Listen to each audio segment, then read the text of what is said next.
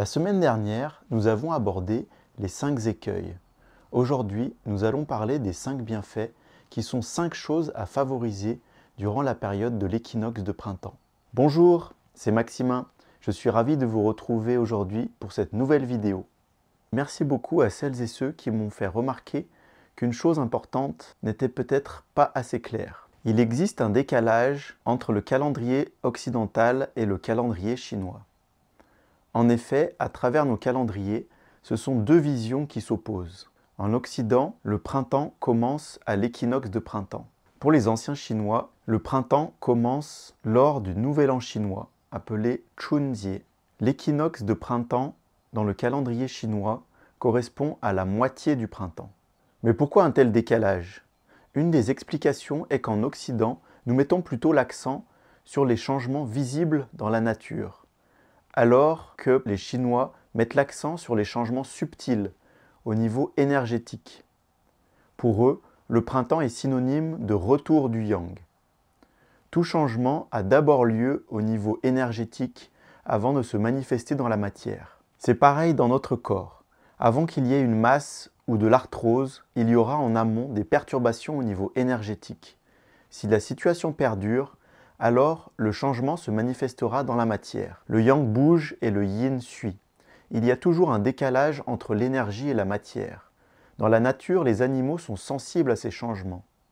Nous pouvons, nous aussi, les sentir si nous sommes attentifs. Parfois, le changement n'est pas encore visible, mais on sent déjà que quelque chose a changé. Une expression française traduit bien cela quand on dit « c'est dans l'air ». Premier bienfait, s'habiller de manière appropriée et rester encore bien couvert. Pendant cette période, il faut surtout être vigilant par rapport au vent, qui est l'énergie climatique dominante durant le printemps. En médecine chinoise, le vent est connu comme étant le fer de lance des 100 maladies. Cette expression sous-entend 3 choses. La première, qu'il a la faculté à se combiner avec les autres énergies climatiques telles que le froid, le chaud, l'humidité, la sécheresse. On parle alors de vent froid, de vent chaleur. Le deuxième, que de par sa nature rapide et changeante, il perturbe les défenses de notre corps et facilite le passage des 100 maladies. Enfin, le troisième est que le vent est un pathogène de type yang, qui va donc principalement attaquer les parties yang du corps comme la tête et le cou. D'une manière générale, on dit qu'il est important de garder au chaud les poignets, les chevilles, l'abdomen et les lombes, qui sont des lieux de passage importants de l'énergie. Comme le dit un vieil adage, le froid commence par les pieds. Deuxième bienfait, l'alimentation doit être légère, tonique et équilibrée. À cette époque, il est conseillé de manger davantage d'aliments faciles à digérer, riches en protéines végétales et en vitamines. Des produits frais et une alimentation équilibrée peuvent renforcer l'organisme et nous aider à résister aux agressions extérieures.